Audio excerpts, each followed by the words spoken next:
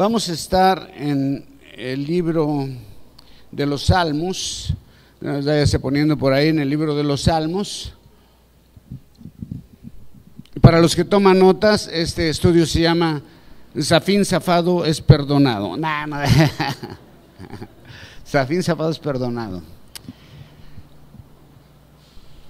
Renovado y fortalecido. Renovado y fortalecido.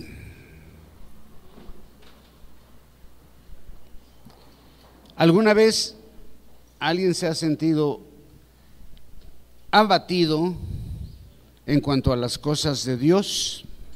Ahorita acabamos de cantar En tu presencia y Kenia en la oración dijo: somos tus hijos y qué bonito es estar en la presencia de Dios. Es hermoso estar en la presencia de Dios cuando estamos bien con Dios, pero cuando andas mal con Dios es terrible estar en la presencia de Dios. Entonces vamos a hablar de una historia muy conocida. Si alguna vez tú te has sentido así abatido en cuanto a las cosas de Dios, es decir, que sí te congregas, pero no puedes alabar, o te cuesta trabajo alabar a Dios. Espero que no sea el caso de nadie aquí. He conocido gentes que a veces me dicen: pastor, es que no puedo orar. Cuando comienza la alabanza, no puedo alabar a Dios. O algunas personas que me dicen: es que no puedo leer la Biblia. ¿Le ha pasado alguna vez así? Que no puede ni leer la Biblia. Te duermes en la predicación. Bueno, eso sí les pasa seguido. O tal vez andas desanimado. Hay otra parte también. O andas nada más acá chismoseando, tirando grilla, o te sientes que andas mal con Dios. Hay mucha gente que siente que anda mal con Dios y que no mereces estar en la presencia de Dios. Y comienzas como que, pues, ya el pastor me cae mal. El pastor me cae mal. Ya no te sientes a gusto. Estás pensando en cambiarte de iglesia o irte al mundo. Bueno, quiero decirte que si tú te sientes así, crees que ese tipo de cosas, como que me voy a cambiar de iglesia, porque es que ahí ya no sé, como que el pastor no es el pastor, no es la iglesia. Es nuestro corazón. Pueden ser dos cosas. Una, que realmente no estás interesado profundamente en las cosas de Dios, no te importa. Y la otra podría ser que hay algo muy profundo en tu corazón que aún no has puesto en las manos de Dios. Si el caso es que no estás interesado, pues tal vez necesitamos, rebeldía, tal vez necesitamos una buena sacudida por parte de Dios. Y si es algo en lo que no te has puesto a cuentas con Dios, la solución podría ser otra. Tal vez necesitamos ser renovados, fortalecidos, entrar en la misericordia de Dios. Así es de que voy a hablar de un personaje súper conocido, que es súper amado por Dios también. Adivinen quién es. David. Todos, qué bonito, ¿no? Que adivinen quién es y todos: David. Pero no David el que está ahí atrás, David, el rey David. Hay una historia acerca de David en el libro de Samuel, capítulo 11 y 12, que todos conocemos profundamente. O por lo menos hemos escuchado unos 35 sermones acerca de esta historia. Es la historia de David y Betsabé. La historia que todos conocemos. No voy a entrar en muchos detalles, nada más te voy a contar que un día David, en vez de irse a la guerra, se quedó en su casa, se levantó por la tarde, se asomó ahí a la terracita y comenzó de fisgón, y por ahí vio una mujer bañándose, hermosa, se interesa en ella, pregunta: oye, ¿quién es esa que está ahí? ¿No? Y resulta que es esposa de uno de sus soldados. La manda a traer y Para no hacerla larga, la mujer queda embarazada. Y David hace un plan para que librase de todo esto, y el plan es, pues voy a poner a ese hombre, a su marido, al frente de la batalla, pues para que se lo truenen, con toda intención. Quiero que lo truenen porque pues yo quiero quedarme chido aquí, o sea, quiero salir bien de esto. Y lo logra. Y después se casa con esta mujer. Y de esta relación nacen 2 hijos. El primero muere, pero el segundo es Salomón. Y ese hombre es quien llevó a Israel a su época de oro, al clímax de la prosperidad. El hombre más rico y más sabio sobre la tierra. Wow. Todos esperaríamos otra cosa, ¿no? Que cuando es hijo de Betsabé, de David, de una relación ilícita, uy, no, ese de seguro va a acabar vendiendo pepitas o algo así. Pues no, resulta que Dios lo usó en gran manera. Pero un profeta llamado Natán un día se le presenta a David y lo reprende por sus hechos y le cuenta la historia, ¿no? Le dice, oye, ¿qué crees que un cuate que tiene muchas ovejitas le quitó la única que tenía a uno que no tenía más que una, y para ofrecérsela a un invitado que vino a un sacrificio? Y David se prende y dice, ¿quién es ese? Porque lo voy a mandar. Y le dice el profeta, pues eres tú. ¡Pum! El problema, fíjate bien, el problema no era que David hubiera tomado otra mujer, porque ya David tenía 13 esposas, 13, ¿ok? Y muchas más concubinas. El problema fue la forma en que lo hizo y que cometió un homicidio dentro de todo esto, porque David quería quedarse con esa mujer y quería tapar sus actos. Entonces, después de que el profeta hace ver a David lo que hizo, David escribe el Salmo 51. Vaya ahí al Salmo 51, ahí es donde vamos a estar. Quería darles el trasfondo para que ustedes sepan por qué David está escribiendo esto. ¿Cómo se siente David después de que se da cuenta de que ha cometido homicidio y que ha cometido un grave error? De hecho, si tú ves el encabezado de tu salmo, va a decir algo así. Pero comienza el verso 1 diciendo, voy a leer todo el salmo, son 19 versículos, está fácil. Esa es palabra de Dios. Y voy a orar antes de comenzar. Señor, gracias por tu palabra, Señor. Gracias, Señor, porque tú nos edificas en nuestra mente, Señor. En nuestro corazón, a través de esto, Señor, somos instruidos, Señor. Gracias porque nos dejas ver estas historias maravillosas, Señor, en donde tú, Padre, eres el personaje central, en el nombre de Jesús, amén. Y comienza diciendo el Salmo, ten misericordia de mí, oh Dios, conforme a tu misericordia, conforme a la multitud de tu compasión, rae mis rebeliones.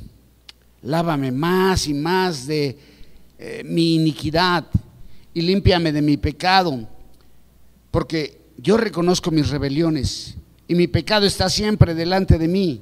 Contra ti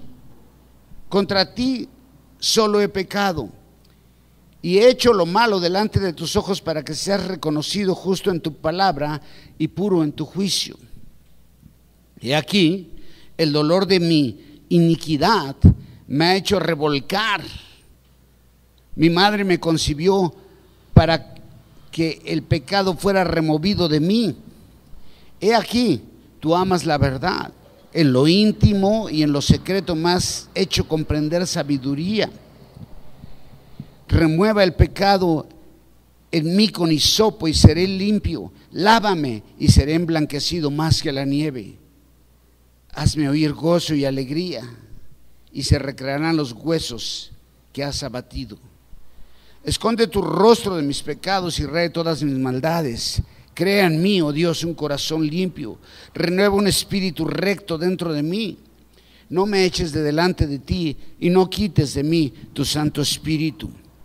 Vuelve el gozo de tu salvación y tu espíritu de la libertad me sustentará. Enseñaré a los prevaricadores tus caminos y los pecadores se convertirán a ti. Líbrame de homicidios, oh Dios, Dios de mi salvación, cantará mi lengua tu justicia. Señor, abre mis labios y publicará mi boca tu alabanza. Porque no quieres sacrificio, que yo lo daría. No quieres holocausto. Los sacrificios de Dios son el espíritu quebrantado. Al corazón contrito y humillado no despreciarás tú, oh Dios. Haz bien con tu voluntad a Sión, edifica los muros de Jerusalén. Entonces te agradarán los sacrificios de justicia, el holocausto u ofrenda del todo quemada. Entonces ofrecerán sobre tu altar becerros. David escribe este salmo después de que el profeta se presenta delante de él a decirle su condición. David comienza del verso 1 al 9 pidiendo misericordia a Dios. David se da cuenta lo que hizo. Y el problema más grave era la forma en que lo hizo. Y David comienza con un canto a Dios pidiendo misericordia. Y le pide a Dios que borre sus rebeliones. ¿Es posible que Dios borre nuestras rebeliones o no? Sí, es posible que Dios borre nuestras rebeliones. Así que cuando entendemos que de alguna manera estamos haciendo mal, debemos ir en oración, reconocer nuestro error y pedir a Dios misericordia y que borre nuestras rebeliones. Que Dios no tenga registro de nuestras rebeldías. El verso 2, David continúa diciendo: lávame, Señor, más y más y más. Él quiere estar lavado continuamente. David le pide a Dios ser lavado, y no solo una vez, sino que entiende que debe de ser más y más para poder estar limpio delante de Dios. Es una oración por purificación y perdón. Pero el punto más importante aquí en estos primeros versos es el verso 3. El verso 3 comienza diciendo que yo reconozco. Yo reconozco, esta es la clave. Yo reconozco que hay maldad en mi vida. David no está tratando de justificarse o de poner un pero, sino que él dice: yo reconozco mi maldad. El primer paso para ser sanado espiritualmente es reconocer que hicimos mal. El primer paso para ser reconciliados con Dios o con la persona que perjudicamos es aceptar nuestra culpa. El primer paso en los programas de rehabilitación, si alguien los conoce, es reconocer que tienes un problema. Si no se hace así, no podrás recibir ninguna ayuda. De hecho, la ayuda se consigue cuando la pides después de reconocer que tienes un problema. Si tú no reconoces que tienes un problema, no vas a poder ser ayudado. Pero lamentablemente, en el mundo espiritual, en nuestra vida diaria, nos encanta la autojustificación. La practicamos a menudo. Nunca somos culpables. Siempre alguien más tiene la culpa. O siempre encontramos una salida para justificar nuestros malos hechos. Como buenos seres humanos lo hacemos. La Biblia dice que David era el hombre conforme a ¿qué? Al corazón ¿de quién? De Dios. Dices, ¿cómo? Sí. ¿Y sabes por qué lo era? Porque él nunca trataba de justificarse. Regó el tepache muchísimas veces, como tú y como yo, pero jamás dijo, es que, o, ay, ¿qué tiene? Nunca hizo eso. Todos nosotros sabemos cuando regamos el tepache, ¿sí o no? E inmediatamente, después de regar el tepache, ¿qué buscamos? ¿Cómo salgo de esta? Justificándome. Que no parezca que soy culpable, o sea, poquito, sí, pero Tengo que encontrar una forma de salir de esto. Reconocer que somos culpables o que tenemos un problema de conducta es súper difícil. No nos gusta para nada. Pero David continúa reconociendo que el pecado está siempre delante de él y que muchas veces ha sido vencido de su carne y que no está tratando de justificarse. Ahora, mire bien esto, Primera de Juan capítulo 3 verso 4, por favor. Primera de Juan capítulo 3 verso 4. Me gusta cuando se escuchan las hojas de la Biblia. Ya ahora con los celulares ya no sabe si está viendo la Biblia o está ahí en las redes sociales. Dice: cualquiera que hace pecado traspasa también la ley, y el pecado es transgresión de la ley. ¿Okay? Esta es la mejor definición de pecado. De hecho, es la definición exacta. ¿Qué es pecado? Transgresión a la ley de Dios. Eso es pecado. ¿Qué es pecado? Transgresión a la ley de Dios.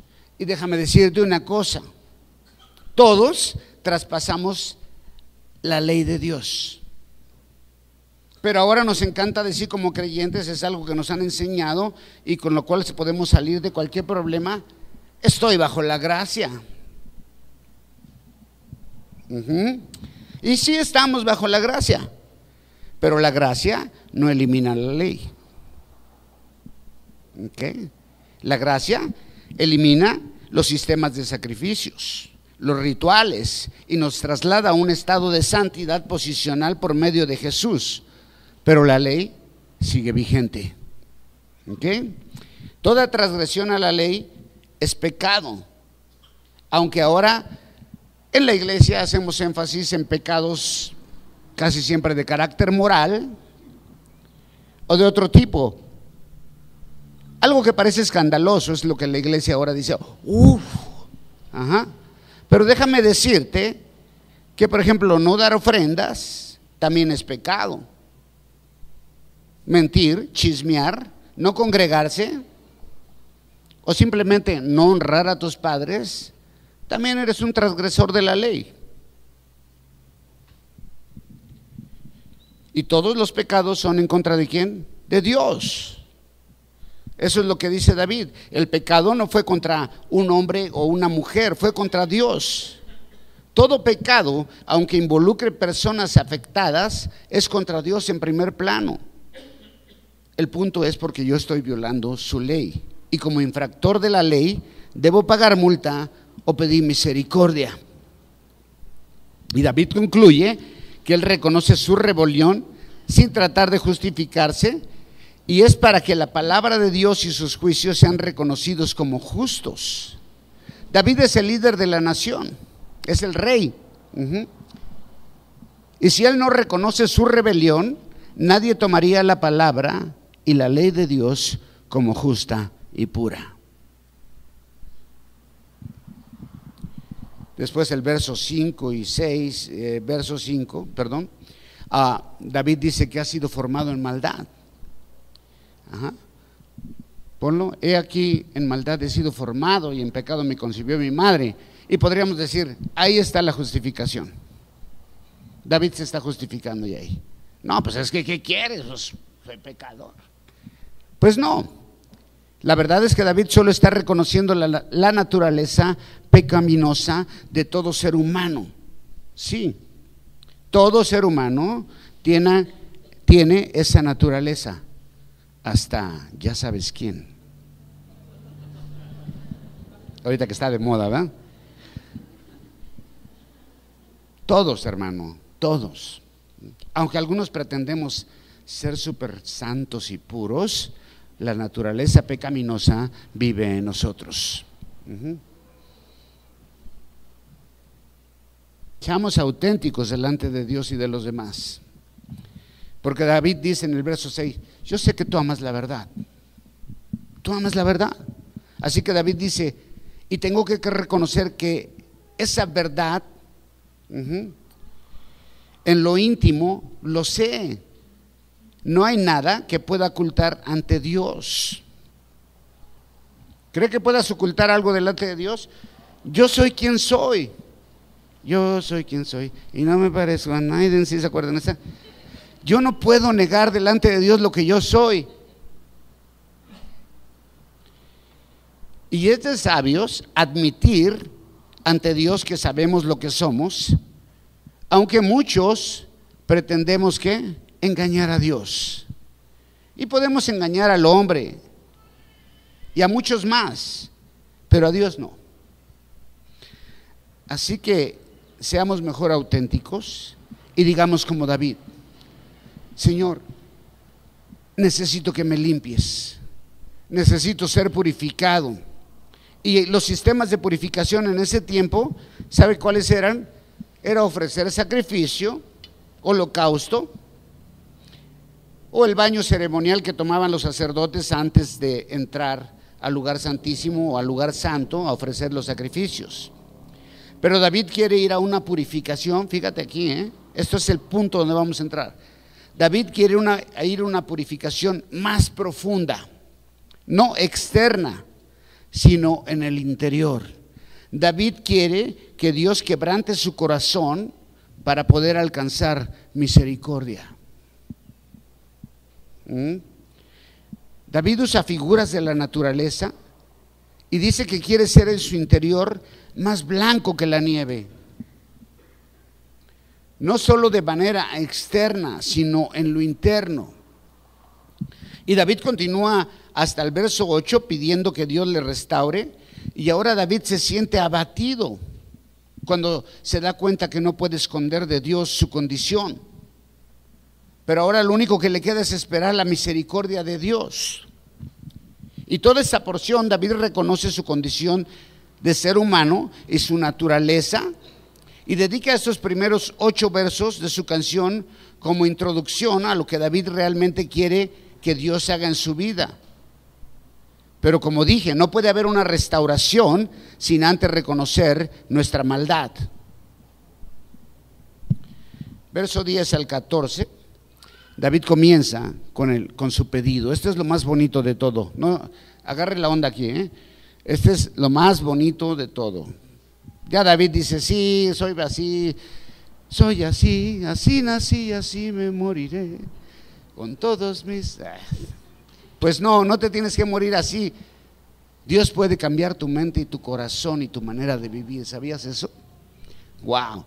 Entonces, ahora aquí David dice, el verso 10 llega a su petición, y es algo que todos deberíamos de pedir continuamente a Dios. Dice: Dios, dame un corazón limpio. ¿Qué quiere decir eso? Libre de colesterol.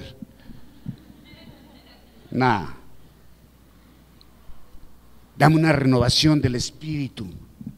Y la palabra que usa para corazón es la palabra en hebreo leb, con B, leb. ¿Qué quiere decir eso? Leb tiene que ver con sentimientos, con la voluntad, pero también tiene que ver con el intelecto, es decir, con el pensamiento. Esto es muy interesante. Entonces David lo que está pidiendo en su canto, obviamente cuando dice dame un corazón limpio, no se refiere a esta parte, ¿verdad? Porque es un músculo, todos sabemos que bombea sangre y que si se para nos morimos. Pero entonces David está pidiendo a Dios en su canto, dice: Señor, dame una manera de pensar limpia. Crea en mí una nueva mente, porque la que tengo no está funcionando bien, está contaminada. La mente que tengo no está funcionando de acuerdo al Espíritu, y eso es lo que todos realmente necesitamos: una mente que funcione de acuerdo al mundo espiritual. Pero por lo general, la mente funciona más en un plano material, lo que no debería de ser en la vida de un hijo de Dios. Ujú. David percibe que sus actos son producto de su pensamiento. Así es como funciona siempre. Lo veo, lo pienso, lo hago.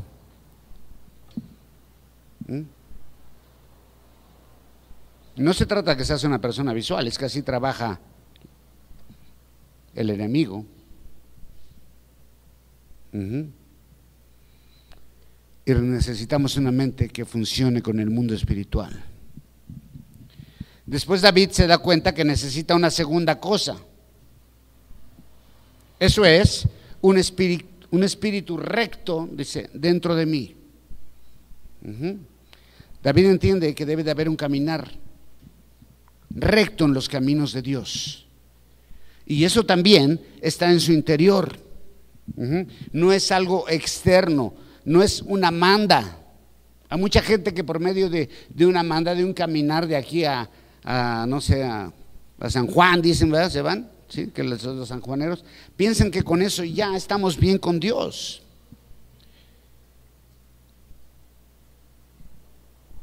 Es más, tú puedes abandonar hábitos o conductas fuera de la ley de Dios externamente, pero si aún están en tu mente, no ha habido ninguna renovación.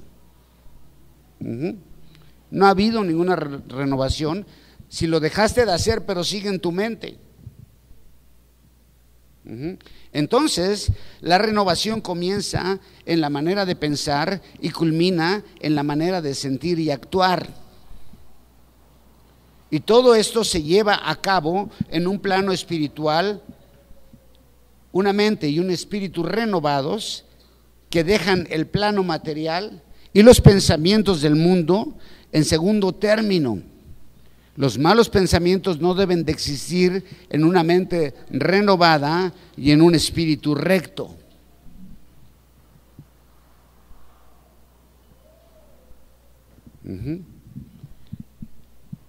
David sabe que un pensamiento no conectado con Dios echa fuera el Espíritu Santo.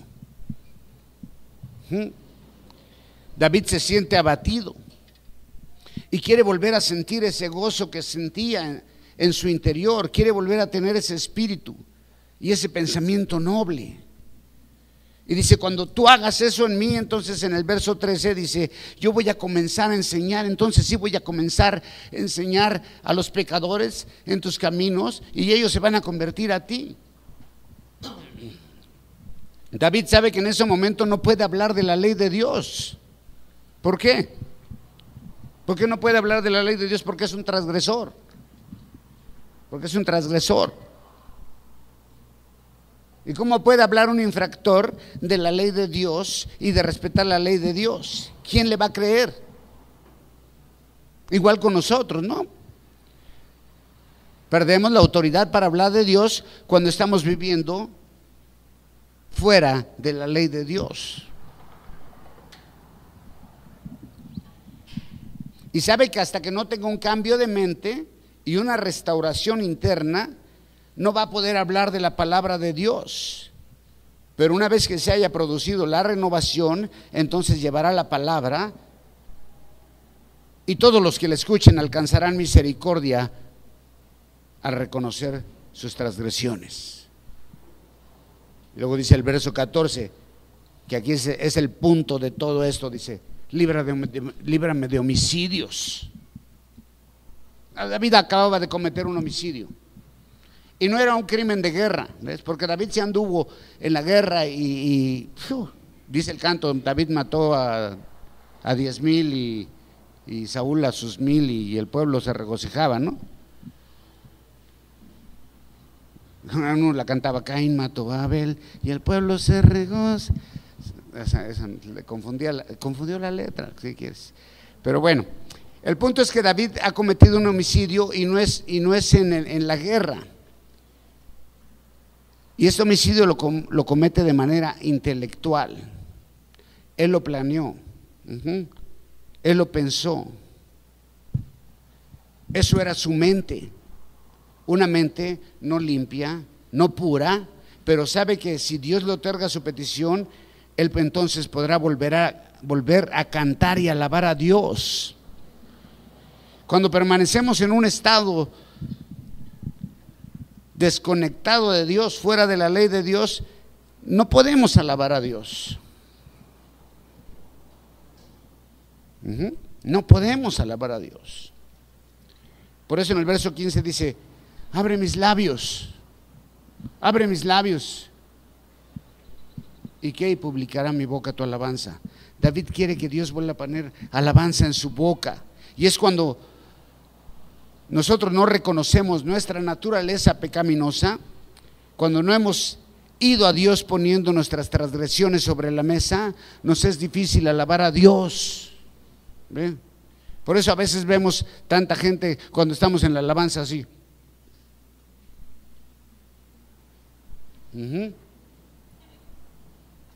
No sienten el gozo, no pueden alabar a Dios.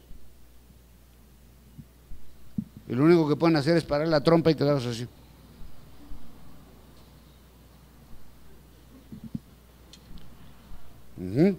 Y luego dice, verso 16 y 17, esos son muy interesantes y quiero que los lea conmigo. Dice: porque no quieres sacrificio, que yo lo daría; no quieres holocausto. Los sacrificios de Dios son el espíritu quebrantado, al corazón contrito y humillado, y no despreciarás tú, oh Dios. Obviamente Dios sí quería sacrificios y holocaustos, se lo mandó, pero en el caso de David, David entiende y dice: yo sé que no puedo arreglar las cosas de manera externa, que esto es en el interior, y sabe que ofrecer un sacrificio o un holocausto sería algo externo, sería como una aspirina espiritual. Y eso es lo que muchos hacemos: tomamos nuestra aspirina espiritual para sentirnos bien con Dios y pensamos que ya estamos a cuentas a Dios. ¿Sí? Regamos el tepache y entonces queremos ofrecer a Dios sacrificios externos. Y decimos: no, si ya me puse a cuentas con Dios, ya llego temprano y estoy yendo a servir. Eso está bien, pero no es la forma de ponerse a cuentas con Dios. ¿Por qué crees que en la religión, en la competencia, existen todas esas cosas? Paga una misa, aviéntate 400 rosarios, vete caminando de aquí a allá, luego te vas a bailar a Chalma. ¿Sí? ¿Por qué? Son puros actos externos, ¿o no? Son externos, en donde dice: ok, entonces ya hice esto, ya estoy a cuentas con Dios. David dice: yo sé que tú no quieres que yo haga algo externo para pensar que ya estoy a cuentas. David dice que un sacrificio no va a cambiar su mente. ¿Tú crees que un sacrificio puede cambiar tu mente?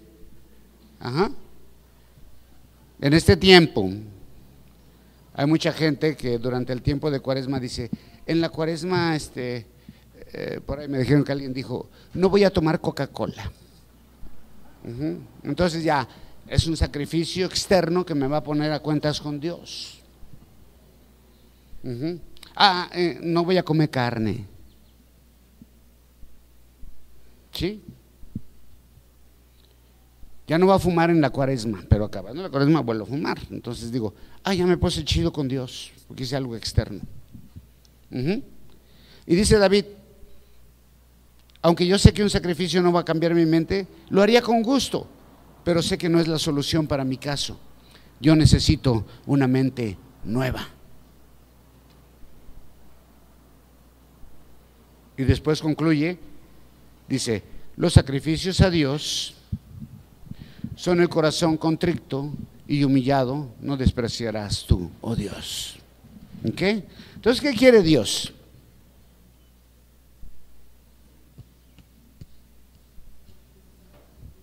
Interior. Aquí es donde trabaja todo, en el interior. Afuera tú puedes hacer todos los rituales que tú quieras, todos los rituales que tú quieras, pero eso no va a cambiar tu mente. Eso es una aspirina nada más. Es una aspirina. Acompáñame a Isaías capítulo 1, creo. Si no lo apunté. Capítulo 1, verso 11.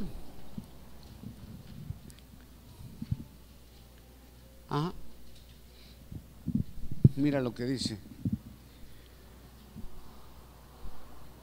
¿Para qué me sirve la multitud de vuestros sacrificios? Dirá el Señor.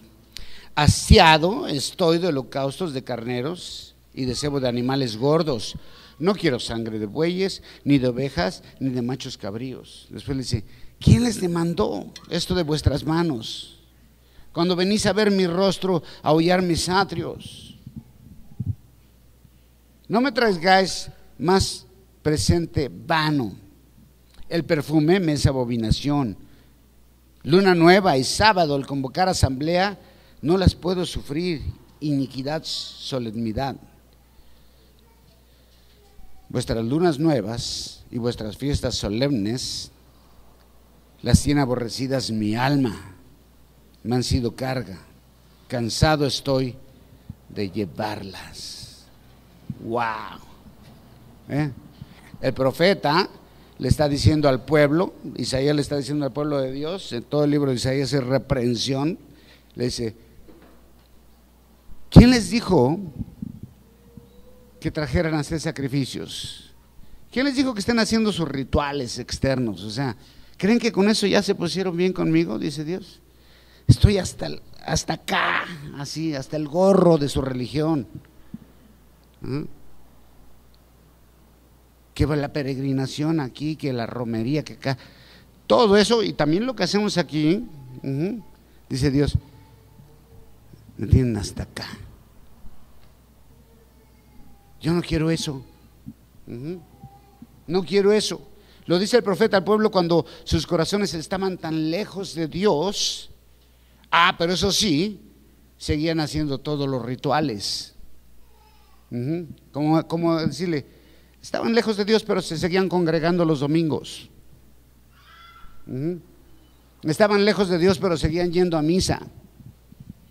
Y creen que con eso ya estoy chido con Dios. ¿Qué es eso? Solo una religión externa, rituales. Rituales. No sirven de nada. Así que Dios pide: ya no me traigan nada de sus cosas, es así, por favor. No me traigan nada. Dice Dios: me es asqueroso, me es inaceptable. Solo son rituales, sin convicción, perdón. Yo no quiero formas externas. Yo quiero una entrega interior. Quiero tu mente. Y luego continúa diciendo ahí en esos versículos. Adelante, por favor. Dice: cuando extenderéis vuestras manos, yo esconderé de vosotros mis ojos. Asimismo, cuando multiplicaréis la oración, yo no iré. Llenas están de sangre de vuestras manos. Dice Dios: tú te puedes ir a bailar a Chalma. Te puedes congregar en Capilla Calvario los domingos acá y creer que con eso ya estás chido conmigo. Dice: ¿qué crees? Cuando tú estés extendiendo tus manos y orando acá, yo ni siquiera te oigo.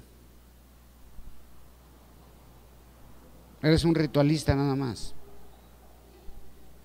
Eres alguien que hace todo de manera externa. Parece muy chido todo. Muy chido parece todo. Acá levanta las manos y te meces de un lado al otro. Y tus oraciones son rimbombantes acá y ¡wow! Dice Dios: ni siquiera te estoy oyendo. ¿Por qué? Porque no hay una comunión con Dios. Porque la comunión con Dios viene de la obediencia a su palabra. La intimidad con Dios está ligada a los actos de la vida diaria. No a los rituales que practica el pueblo, que pierden el sentido cuando no hay un corazón dispuesto. Muchos de nosotros solamente somos externistas, cristianos externistas. Ya ves que dice, es médico internista. Nosotros somos cristianos externistas. Luego verso 18 y 19, le dice Dios, dice David, edifica los muros, ¿ves? Pero 18 y 19 del Salmo 51, haz bien con tu voluntad a Sión, edifica los muros de Jerusalén. Entonces agradarán los sacrificios de justicia, el holocausto, ofrenda de todo quemado, bla, bla, bla, bla, sobre el altar de tus becerros. ¿Okay? ¿Qué quiere decir eso? David dice, yo soy el líder de esta nación, y si yo no me pongo a cuentas contigo, si no entro en una renovación de mi mente, todo se va a ir al cuerno. Por eso dice, ten benevolencia para esta ciudad. Y una vez que Dios haya restaurado el interior, entonces sí dice, ¿sabes qué? Entonces sí vengan los sacrificios y vengan las alabanzas, porque ahora sí van a ser agradables para ti, Dios.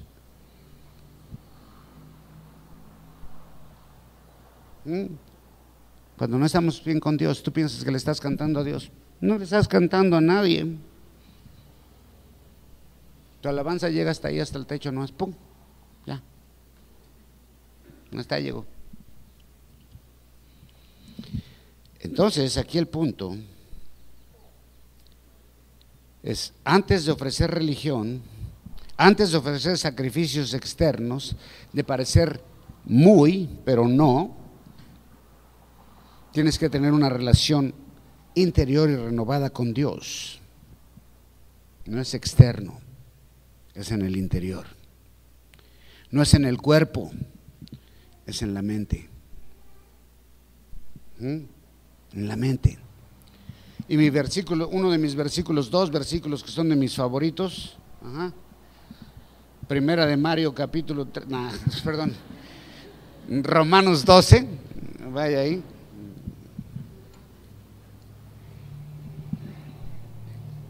Pablo hablando a la iglesia de los romanos y les dice, se aventó 11 capítulos hablando de la justificación por fe, y ahora les dice, empezando el 12, así que hermanos, os ruego por la misericordia de Dios que presentéis vuestros cuerpos en sacrificio vivo, santo, agradable a Dios, que es vuestro racional culto,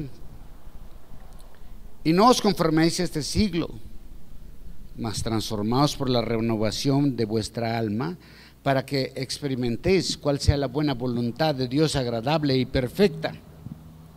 Ok, entonces, hermano, la salvación, el cristianismo, la relación con Dios, no solo es perdón de pecados e ir al cielo, ¿no? O sea, si de eso se trata el cristianismo, pues está bien chido, ¿no? Ya, me perdonan los pecados, voy al cielo. No, de eso no se trata. El punto es un cambio de vida total. Y esta nueva vida incluye restauración, transformación, para poder vivir en la presencia de Dios. ¿Y cómo? Confiadamente. Lo primero que pide Pablo es, presenta tu cuerpo en sacrificio vivo a Dios. Comienza el proceso. Lo primero es presentar nuestros cuerpos. Y aquí no se piden sacrificios de animales ya, ni de ninguna clase, ni mandas, ni marchas, ni peregrinaciones, ni dale 7 vueltas a la iglesia, avienta sal y entierra una Biblia y todos esos rollos que hacen. Nada de eso. Sino que el punto es presentar nuestras vidas como una ofrenda y un sacrificio agradable a Dios. Y Pablo dice, ¿sabes qué?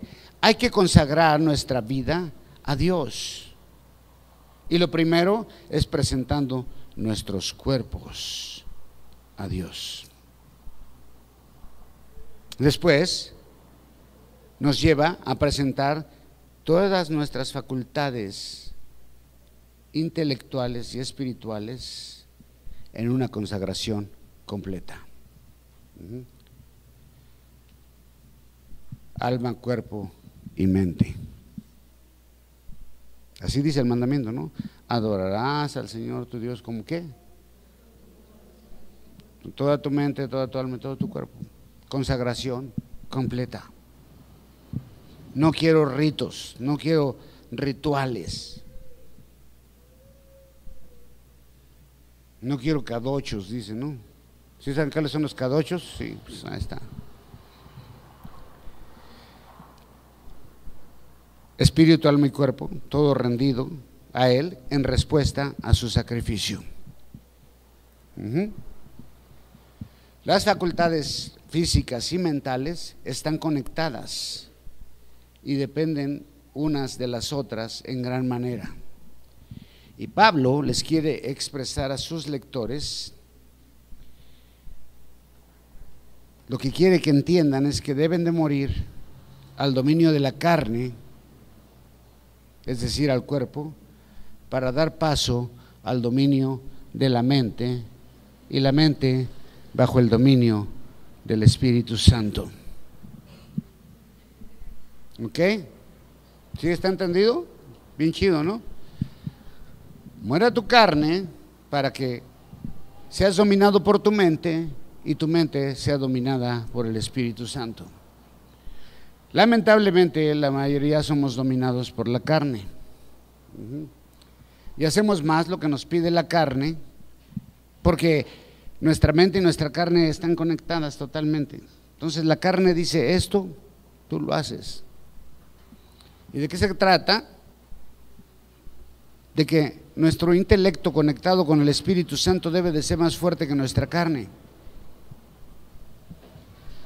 ¿Doloroso? Sí. ¿Difícil? Sí. ¿Imposible?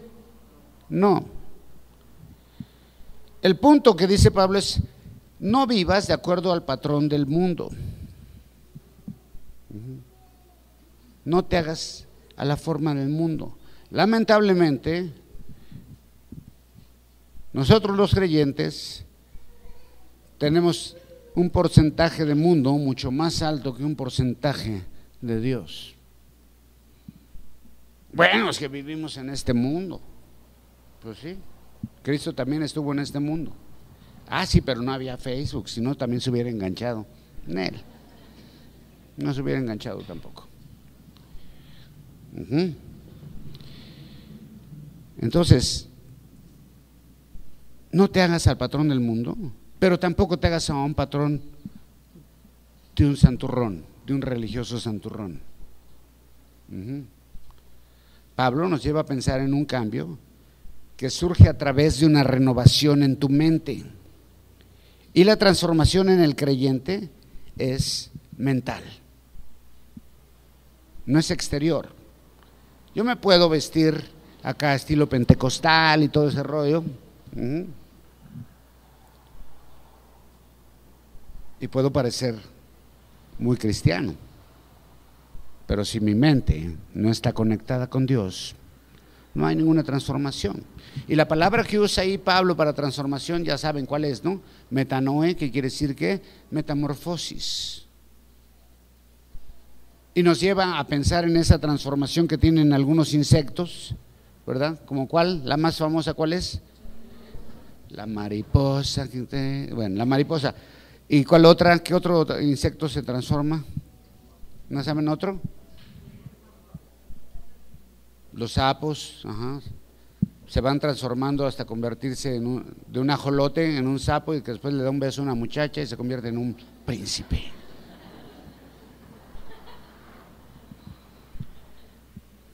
Eso es metamorfosis total.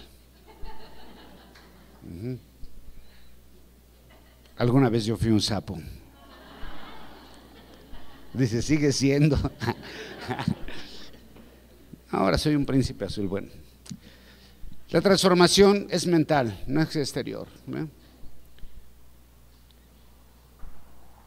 Es un cambio interno que conduce a un cambio externo. ¿Y sabe qué? Se tiene que notar.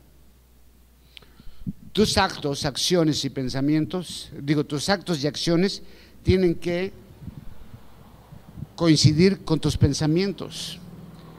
Nosotros vivimos de acuerdo a lo que pensamos, ¿sabe eso? Lo que hablamos es lo que pensamos, lo que hacemos es lo que pensamos. Tus publicaciones es lo que piensas, todo ese rollo es lo que piensas. Hay que estar conectado con Dios. ¿Para qué? Porque el cambio de creyente debe de ser algo interno que te convierte en un reflejo de la mente de Cristo. Wow, es maravilloso eso, ¿no? ¿A cuántos no les gustaría tener la mente de Cristo? Cristo tenía el poder del Espíritu Santo, el poder de Dios, porque su mente estaba conectada con Dios todo el tiempo. No se desconectó nunca. ¿Por qué cree que ya no suceden esos milagros maravillosos y todas esas cosas que podía hacer Jesús? Aunque Él dijo que íbamos a sanar enfermos, que íbamos a hacer esto, que íbamos a hacer el otro. ¿No? ¿No lo dijo ahí en la Biblia? ¿No les dio el poder a los apóstoles para eso? Y ahí mismo fallaron. Luego adelantito ya no pudieron expulsar un demonio. Ya había una discusión ahí porque no pudieron. Se desconectaron. Ahora estamos mucho más desconectados. No suceden esas cosas porque estamos más conectados con el mundo que con el mundo de Dios. Estamos más pensando en lo material, en el mundo, que en las cosas de Dios. Digo, no hay nada malo en que quieras tener una vida próspera y bonita y todo, pero lo más importante es tu conexión con Dios, ¿ok? ¿Qué le pidió David? Señor, dame un pensamiento limpio, dame un pensamiento puro. Wow, está súper difícil, ¿verdad? ¿Sí o no? Sean sinceros, hombre. Ay, no pasa nada, no les voy a cobrar por eso. Qué bonito podría ser pensar como pensaba Cristo, ¿no crees? ¿No te gustaría eso? Tener la mente de Cristo. Pues ¿sabes qué? El punto es ese: llegar a reflejar la mente de Cristo, porque tenemos el Espíritu Santo que nos enseña, nos conduce a toda verdad. Wow. Dios nunca pidió que renováramos. Fíjate, cuando dice Pablo ahí, la renovación tiene que ser ¿de qué? De la mente. No dijo, renueven su conducta. Tampoco dijo, renueven sus emociones. ¿Verdad que no? ¿Por qué? Porque si renuevas la mente, en automático se renueva la conducta y las emociones. ¿Por qué? Porque aquí es donde está todo. El Espíritu Santo. Y si la información que tú tienes y la conexión que tú tienes es mayor con el mundo que con el Espíritu Santo, que con Dios, pues entonces hay que hacer renovación.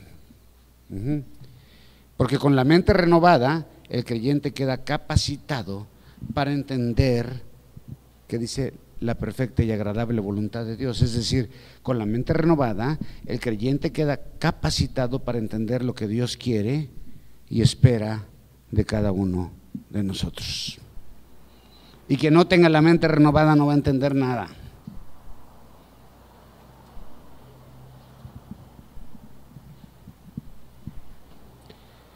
Ponte de pie, hermano. Yo creo que esta tendría que ser nuestra oración hoy, decirle, Dios, crea en mí un nuevo corazón. ¿Qué es eso? Dios, crea en mí un nuevo pensamiento que funcione de acuerdo a las verdades eternas del Dios viviente. Crea en mí una mente que entienda la profundidad de tu palabra. Crea en mí, Señor, una mente que entiende que lo mejor que me puede pasar a mí es vivir bajo tu ley.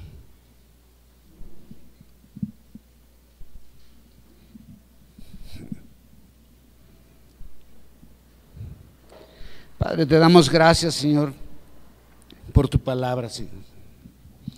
Yo sé, Padre, que nos alejamos de ti tan fácilmente, Señor, que somos movidos a la menor provocación, Señor.